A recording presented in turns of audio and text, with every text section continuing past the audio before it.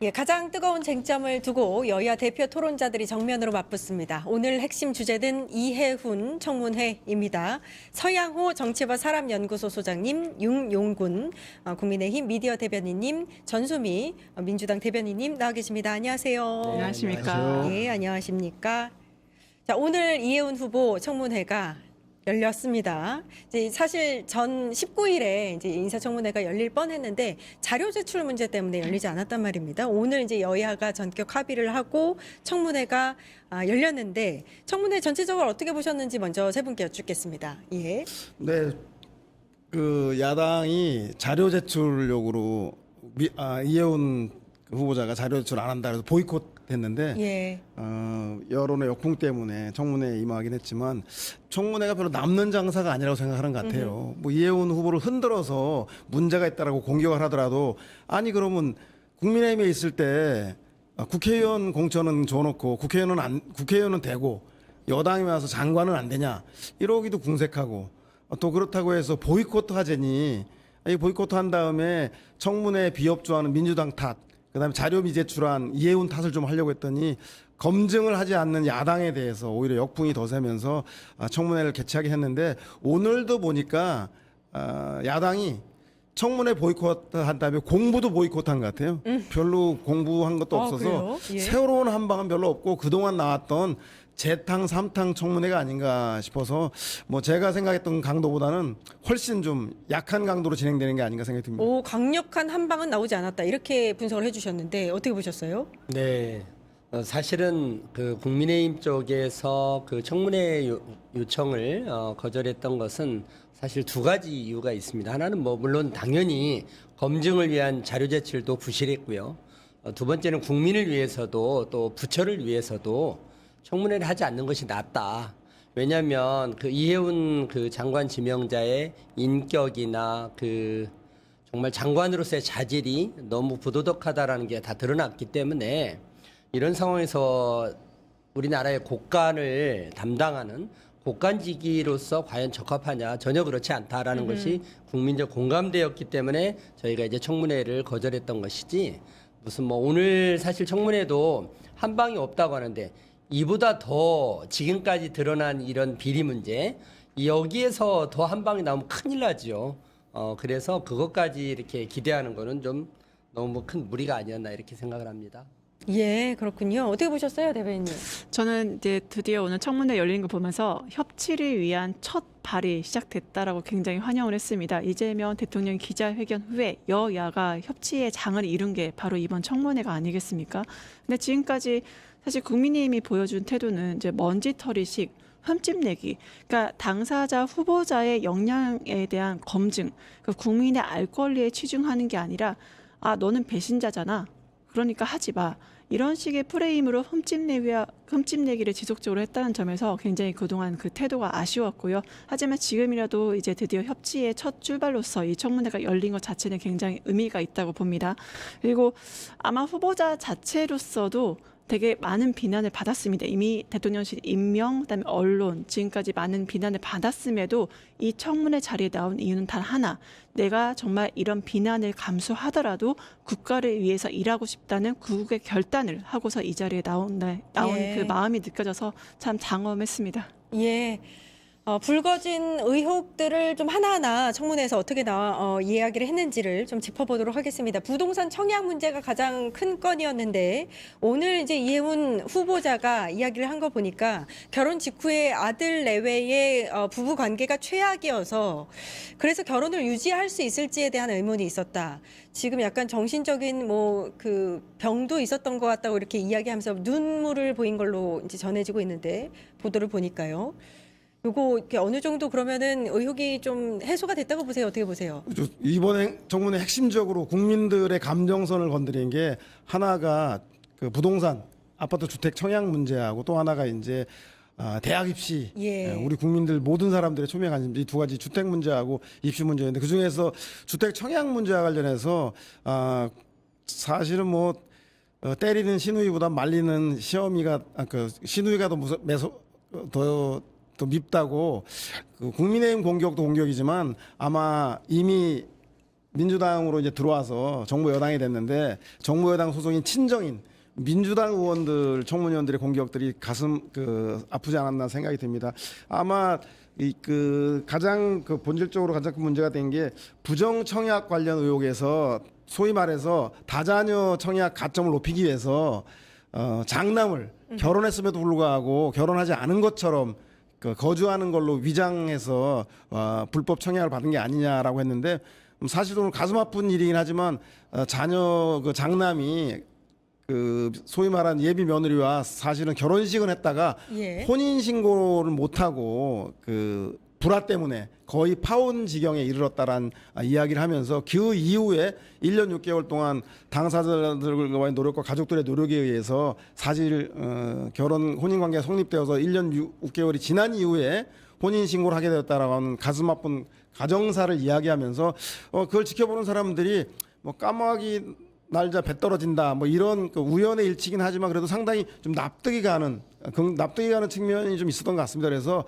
그것을 가족의 장남의 부부관계의 불화의 문제와 과연 불법 청약에 대한 의혹 이 두 가지 중에서 국민들이 어느 쪽에 더 힘을 실어줄지에 대해서 자식을 키워보고 혼사를 앞두고 있는 부모들의 입장에서 많은 국민들은 아마 이해운 장관의 솔직한 이야기에 대해서 일정 공감하는 시간이 아니었을까 하는 생각이 듭니다. 예. 근데 이게 이제 완전히 해소되지 않은 지점이라고 만약에 국민들께서 생각하신다면 이 지점일 것 같아요. 그러니까 청약에 당첨이 된 직후에 모든 심사가 다 끝나고 나서 미뤄뒀던 혼인 신고를 했어요. 근데 이게 시점이 좀 공교롭지 않습니까? 이 부분에 대해서는 어떤 대답이 됐다고 보세요? 어떻게 보세요?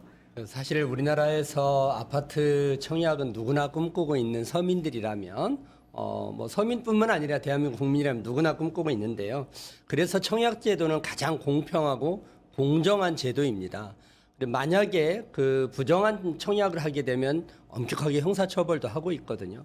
저는 참 오늘 해명을 들으면서 안타까웠는데 아무리 장관직이 탐난다고 하더라도 정말 아들의 만약에 그게 사실이라면 아들의 가슴 아픈 사연까지 들어서 내가 이 장관직을 받는 게 맞는가? 아들을 팔아서 내가 이 장관직을 하는 게 맞는가? 정말 저는 비정한 엄마라는 생각이 들었습니다. 아마 대한민국 국민 누구도 오늘 이해운 지명 후보자가 그런 설명을 한 거에 대해서 납득할 수 있는 사람은 없을 거고요. 정말 그 아파트가 어떤 아파트냐면 청약이 분양 대금이 37억짜리입니다. 이 서민들은 꿈을 꿀 수 없는 숫자고요. 그 다음에 거기서 청약에 당첨만 되면 20억의 프리미엄이 붙습니다. 그렇게 해서 이 사람이 이제 당첨이 됐어요. 근데 참 신기하죠. 그 아들이 분명히 결혼을 했습니다. 30세 이상의 자녀들은요, 결혼을 하면 부양가족수에서 빠지게 되어 있습니다. 그래서 장남의 혼인신고를 미뤘던 것이죠. 그리고 당첨이 되고 나니까 바로 혼인신고를 합니다. 그렇게 사이가 안 좋았던 부부가 갑자기 사이가 좋아졌습니까? 아파트가 당첨돼서 그랬을까요?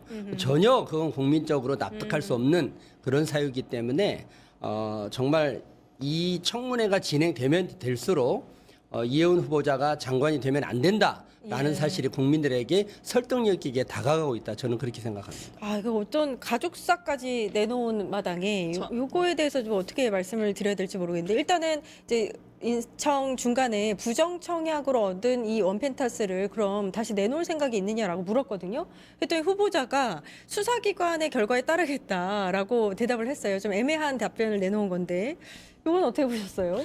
저는 국민의힘의 이해운 후보자에 대한 태도를 보면서 참 비정한 정치를 하고 있다라고 생각했어요. 그러니까 비정한 엄마라고 하셨는데 정말 이 가족사는 지극히 개인적인 아픔입니다. 이게 가족 간의 불화 문제라던가 이제 약을 먹는다거나 너무나 개인 정보인 거거든요. 근데 이 가족의 아픔을 사생활을 존중하진 않고 오히려 비정한 엄마라고 그렇게 폄하하면서 비정한 정치를 하는 게 과연 정상인가? 그리고 아들을 판다라고 하셨는데 이런 개인적인 아픔에 대해서 얘기를 하면서 국민들이 아실 수 있게, 국민들이 알 권리, 그리고 상황이 어땠는지를 한 인간으로서의 정말 치부라면 치부를 드러내는 건데, 뭐 아들을 판다, 비정한 엄마다, 그렇게 프레임하는 것 자체가 저는 오히려 국민의힘이 비정한 정치를 하고 있다라고 보이고,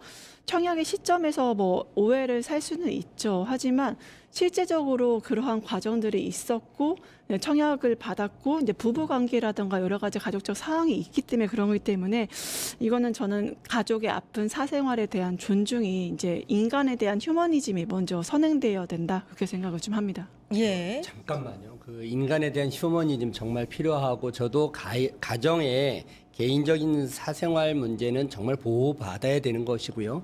그렇다면 그걸 밝히지 않아야 되는 것입니다. 이건 국민의 알 권리하고 전혀 상관없는 영역이었고요.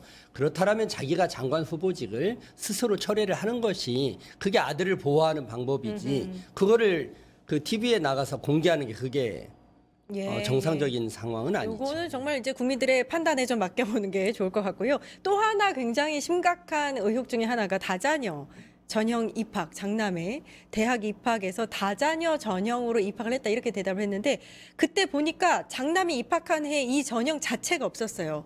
그래서 번복을 했는데 사회 기여자 전형으로 입학을 한 거다, 이렇게 설명을 했고, 이제 인청 중간에 설명이 나왔습니다. 시아버지가 청조 군정 훈장을 받은 사람이다. 그래서 국위 선양자 연대 입학을 한 것이다. 요거는 어떻게 보셨어요? 뭐 해소가 됐을까요? 뭐 두 가지 지적하고 싶은데, 예. 첫 번째는 국민들한테 대단히 민감한 문제예요. 그 대학에 대한 입학에 대한 예, 불법이 있냐 맞습니다. 없냐는 문제는 대단히 중요한 문제인데, 이걸 국민의힘이 하니까 타격감이 전혀 없는 거예요. 뭐 그동안 사실은 알겠지만 자녀들의 아버지 찬스, 부모 찬스를 통한 부정 입학 문제, 민주당도 덜어 있었지만 이거 사실은 국민의힘 보수 정당의 아주 그냥 기존의 단골 메뉴 아니었겠습니까? 그러니까 제가 볼 때 국민의힘이 이런 얘기하니까 바로 설득력이 별로 없는 것 같아요. 더더군다나 현재 시점이 내란 정당으로 수세 국민에 몰려 있고, 코스피 5천에, 그리고 한덕수 전 총리 같은 경우에 비상기업 문제로 그 내란에 동조했다는 문제로 23년형을 받고, 윤석열 씨 같은 경우는 뭐 사형을 구형받는 등 이런 그 큰 사회 그 큰 그 충격적인 사건이 너무 많아서, 저는 그것에 그 본당인 국민의힘이 자녀 입학 문제를 거론하는 것 자체에 대해서 국민들이 볼 때는 별로 설득력이 없는 것 같습니다. 다만 이해운 후보자의 경우는 그것이 처음에는 차남의 다자녀 입학을 혼동해서 사회 기여자 입학이었다라고 했는데, 사회 기여가 과연 국위 선양 여부에 따라 달려 있다고 하는데, 그 입학했던 이해운 장관 후보자의 아들의 외할아버지, 즉 이해운 장관의 시아버지가 되겠죠. 치부. 친정 아버지인가요?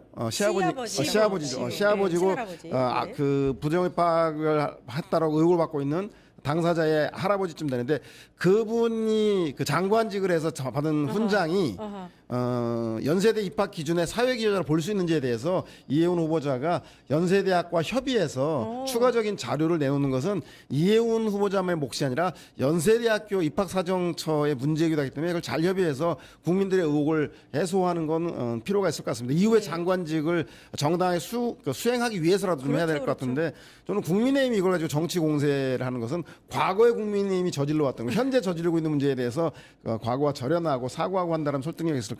별로 뭐 설득력이 별로 없는 것 같습니다. 네, 예. 심각한 좀 오류를 좀 바로잡아야 되는데요. 예. 자녀 부정 입학의 대명사가 누구지요?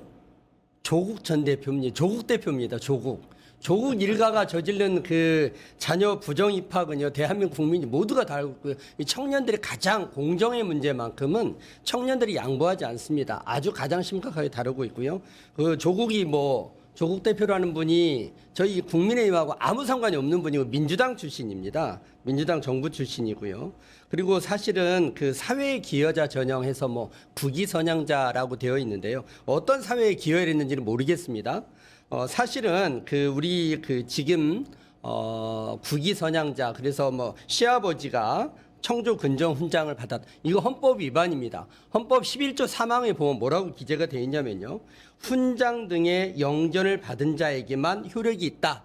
그리고 이 어떠한 특권도 이에 따르지 않는다라고 헌법에 규정이 되어 있습니다. 그럼에도 불구하고 만약에 이 사회 기여자 그리고 국위 선양자로서 시아버지가 할아버지죠. 청조 근정 훈정을 받았기 때문에 특례 입학을 했다. 이거는 연세대학교의 입학 전형 전체가 부정당할 수 있는 매우 위험한 헌법 질서 예. 위반이기 때문에 아주 위험한 그런 발상이라고 저는 보여집니다. 예.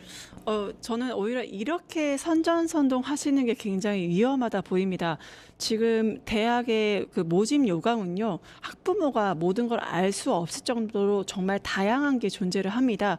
이 연세대 모집 요강에 의해서 이혜훈 후보자 그 자녀는 장남은 적법한 지원을 한 겁니다. 근데 이거를 착오로 답변을 잠시 실수한 거 가지고 전체를 부정 입학 프레임으로 몰고 가는 거야말로 국민의힘의 종특인 선전선동이다 이렇게 보여지고 실제 뭐 전형이야 약간 헷갈릴 수 있죠. 우리도 방송 지금 하다 보면 아니면 어떠한 답변을 함에 있어서 잠시 전형이 헷갈리거나 잠시 말실수를 할 수 있는 건데 그거를 전체 부정 입학 프레임으로 몰고 가는 건 굉장히 어불성설이고 연세대 모집 요강에 따라서 훈장 수훈이 있고 그 적법한 자격이 되기 때문에 적법한 지원을 했다. 이것이 저는 팩트라고 보입니다.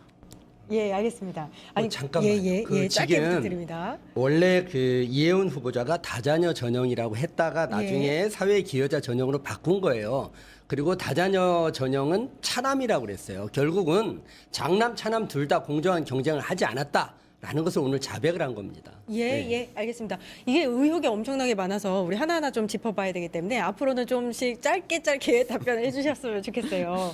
저희가 1시간 더 하면 좋은데 그렇지 않습니다. 보좌진 갑질 논란 이것도 굉장히 심각한 거였어요. 근데 이 부분에 대해서는 인턴 직원에게 사과를 했다라고 밝혔으나 인턴 직원은 그런 적 없고 이후에도 폭언을 했다.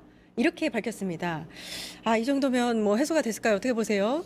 그 갑질 논란은 국민의 정서, 감정선을 건드리는 예. 상당히 중요한 문제이기 때문에 사실상 이게 불법 위법 문제를 떠나기 전에 떠나서 도덕적 장관으로의 자질 문제와 관련된 문제이기 때문에 저는 이건 무엇보다도 좀 명쾌하게 좀 해명해야 한다고 생각이 듭니다. 다만 근데 그 고민이 드는 지점이 뭐냐면 갑질 문제는 갑과 을의 둘 사이의 그 개인적인 문제일 가능성이 대단히 높습니다. 그래서 이것이 정말로 문제가 되려면 뭐 이혜훈 의원은 포괄적으로 사과를 하고 본인이 또 직접 전화하면 2차 가해가 될까봐 본인이랑 그 인턴 직원과도 본인도 잘 아는 그 보좌진을 통해서 좀 그 뜻을 전해서 뭐 자기한테 사과할 필요 없다라는 답변까지 들었다고 하는데 또 TV조선인가요? 언론을 통해서는 그 보좌 직원은 사과받은 바 없고 그 이후에 또 더 갑질이 이어졌다, 폭언이 이어졌다라고 추가 폭로를 했는데 이 문제가 청문회상에서 실질적으로 입증이 되려면 사실상 이런 언론 보도가 아니라 당사자가 청문회 서류로 서면으로 법적 효력을 갖는 자료를 제출하거나 아니면 본인이 직접 증인으로 출석해서 청문회에서 증언을 해야 하는데 그 갑질 논란이란 특성상 가해자와 피해자가 한 자리에 모여서 그걸 하기가 상당히 쉽지 않을 것 같습니다. 그리고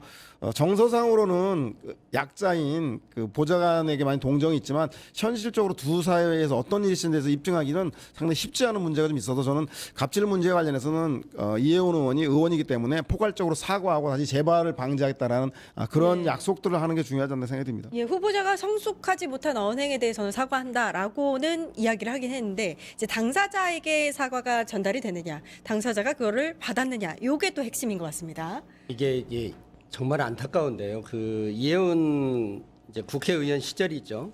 그냥 보좌관도 아니고요. 인턴 비서였습니다. 인턴 비서가 사실 알면 얼마나 알았겠습니까? 그 인턴 비서한테 정말 인격 모욕적인 그런 것들이 음성 파일로 전 국민에게 다 공개가 됐습니다. 그런데 지금 뭐 사과를 했다고 하지만 이 인턴 보좌관은 자기는 사과를 받은 적도 없고 사과를 했다는 그 시점 이후에도 계속해서 막말과 모욕적인 언사를 했다는 거 아닙니까? 저는 이게 사실 청와대 인사검증 실패라고 봅니다. 왜 그러냐면 이미 그 이재명 청와대는 지난번에 강선우 의원에 대한 그 장관 지명직 때 그 보좌관들에 대한 갑질 논란에 대해서 한번 경험을 했습니다. 그래서 장관직이 그대로 임명을 못한 사례가 있었죠. 그렇다면 이번에 그 이혜훈 그 전 의원을 아마 장관직 후보로 했을 때 분명히 인사검증을 저는 했다라고 보여지는데 실패를 한 겁니다. 뭐 이게 현지 누나가 책상에서 그 인사검증을 했기 때문에 실패한 것인지 아니면 시스템 자체에 문제가 있는 것인지 그 부분은 아마 이재명 정부에서 다시 한번 들여다봐야 되지 않나 그렇게 생각을 합니다. 예, 대변인님. 네, 국민의힘에서 이런 얘기를 들으니까 굉장히 놀라운데요. 국민의힘의 갑질은 굉장히 유명합니다. 그러니까 민주당은 아무래도 당내 분위기가 민주화 운동을 한 동지라는 분위기 때문에 의원과 보좌진의 갑질이나 그런 것도 상대적으로 적습니다. 하지만 국민의힘 5선이나 기회를 공천 기회를 주셨잖아요. 그동안 어떤 기준을 주셨는지 잘 모르겠는데 의원 배지와 그냥 당직자 그 갭이 굉장히 크다고 물었거든요. 저는 이해운 후보자의 문제가 당연히 폭언이나 거의 모욕적 행위가 정당하다는 게 아닙니다. 하지만 국민의힘 자체적으로도 그 이 정당 문화라든가 정치권 자체에서 정말 하나의 한 점 부끄러움이 없는지 여쭤보고 싶고 그 정말 죄 짓지 성경에 유명한 말이 있잖아요. 죄 짓지 않은 자 이 여자를 돌로 쳐라. 바로 저는 국민의힘에게 이런 말을 돌려드리고 싶습니다. 예. 그 장관 인청은 사실 이제 정책 인청이 돼야 되는데 정책을 검증하는 자리가 돼야 되는데 이제 마지막으로 여쭐 게 또 비망록이에요. 그러니까 나온 의혹들에 대한 걸로 지금 계속해서 요거 도돌이표로 무한 반복되고 있다. 이런 소식이 전해지고 있습니다. 비망록은 본인이 작성한 것이 아니다. 이렇게 명확하게 입장을 밝혔는데 이건 어떻게 보세요? 그러니까 갑질은 갑질이고 비망록은 비망록이죠. 그래서 그 만약에 하나 이해운 후보자가 갑질을 했다 손 치더라도 그것을 비망록인 불법 범죄로 이렇게 되갚는 거는 온당치 못한 것 같아요. 내용을 보더라도 어느 누가 자기가 썼다라고 한 비망록에 그 내용이 금품수수 의혹, 그 다음에 무속인에 의지하는 내용, 낙선 의원 명단과 낙선을 기도하는 내용.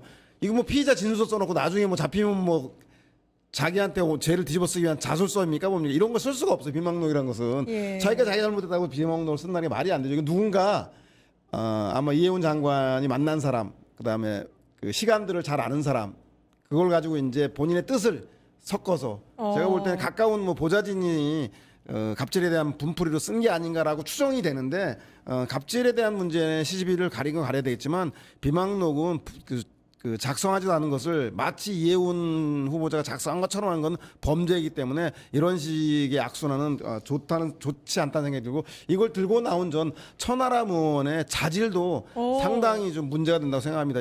이게 가십거리도 아닌 확인도 출처도 불명한 이 자료를 가지고 갑질하는 의원은 욕먹어 싸다라는 식으로 또 다른 범죄로 갑질을 대항하는 것 자체는 저는 의원으로서 청문 의원으로서 성숙한 자세가 아니라는 생각이 듭니다. 예, 후보자가 이제 한글 파일을 쓰지 않는다.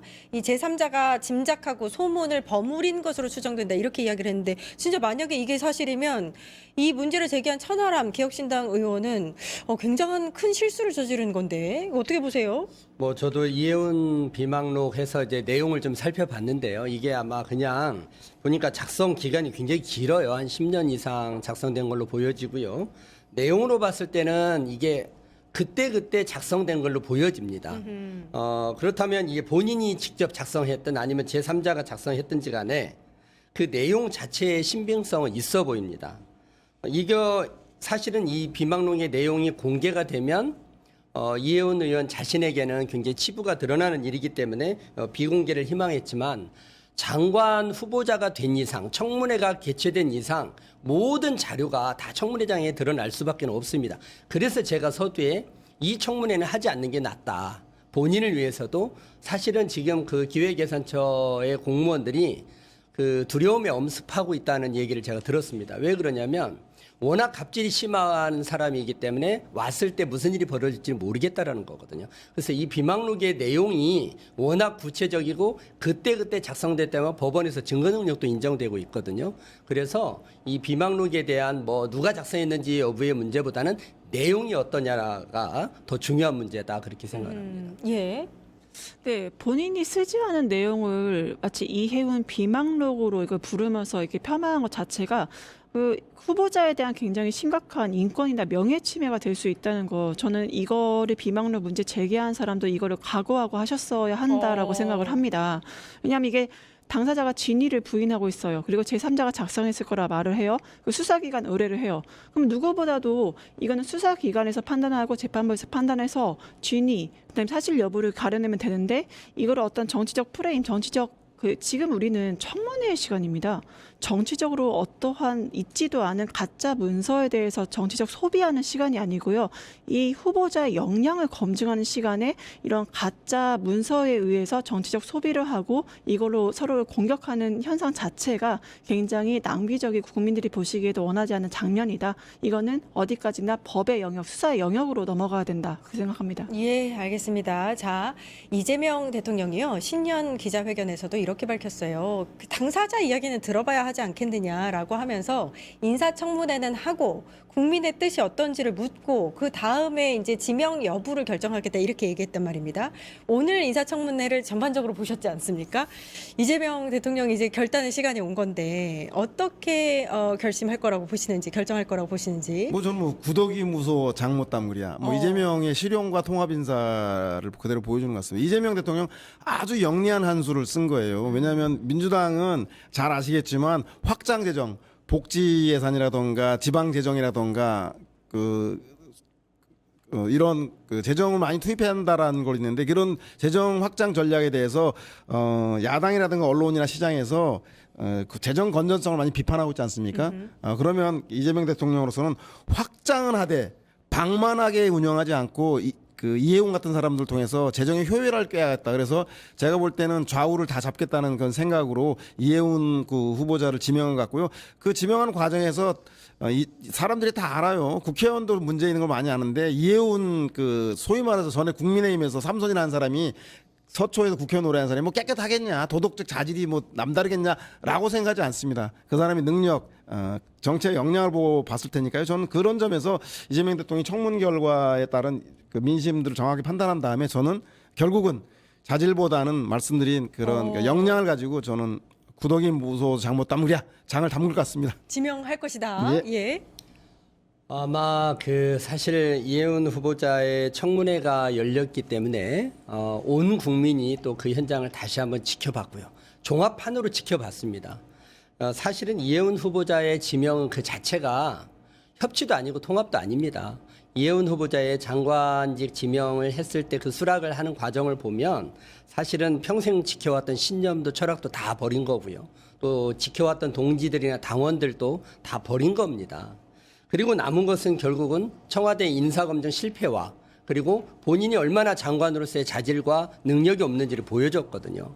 그렇기 때문에 저는 아마 결국은 조리돌림을 당하고 청와대가 버리게 될 것이다. 그렇게 생각을 합니다. 그렇군요. 예. 마지막으로 대변인님. 네, 이재명 대통령은 정말 실용입니다.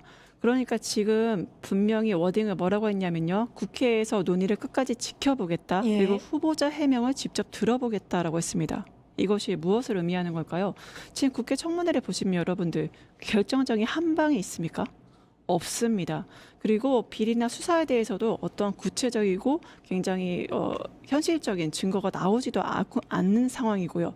무엇보다 이해운 후보자의 뭐 가족이나 뭐 그런 도덕성만 얘기하지 자체의 역량이 얼마나 많이 부족한지 그 직책을 감당할 수 있는 사람인지에 대한 논의는 거의 이루어지지 않거든요. 하지만 대통령실에서 그때 당시에 그 임명을 마음 먹었을 때는 분명히 후보자의 도덕성도 받겠지만 가장 중요한 건 역량에 대한 검증, 진짜 일할 수 있는 일꾼인가 그 기준을 가지고 분명히 임명을 하려 할 겁니다. 그래서 저는 결론적으로는 이재명 대통령이 결정적 한 방이 청문회에서 없는 한 임명을 할 거다 그렇게 보입니다. 예. 이렇게 여론의 추이를 일단 지켜보고 나서 아마 결심을 하실 것 같다라는 생각이 들고요. 예, 일단 요 얘기를 안 해서 하나만 소개를 해드리면 이해운 후보자가 원래는 긴축 재정을 주장을 했었지 않습니까? 그 관련한 질문에 대해서는 과거와 경제 상황이 달라졌다. 이재명 정부와 발을 맞추겠다라는 뜻으로 읽히는 그런 답변을 했다라는 소식까지 전해드리고 여기서 마무리하겠습니다. 서양호 정치와 사람연구소 소장님, 윤용근 국민의힘 미디어 대변인님, 전수미 민주당 대변인님 고생해 주셨습니다. 감사합니다. 감사합니다. 네, 저는 내일 오후 4시 50분에 다시 찾아뵙겠습니다. 함께해 주신 여러분 감사합니다.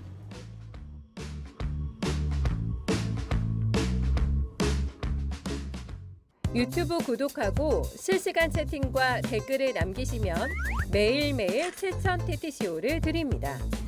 참여 방법은 통통물 어플을 다운로드하고 회원가입과 로그인을 해주세요. 마이페이지에서 나의 회원 고유 번호를 복사해 주세요. 유튜브 구독 후 실시간 채팅이나 댓글창에 고유 번호를 한 번만 입력하면 준비 끝! 지금 유튜브 채팅과 댓글 쓰기 참여하고 실천 TTCO 받아가세요.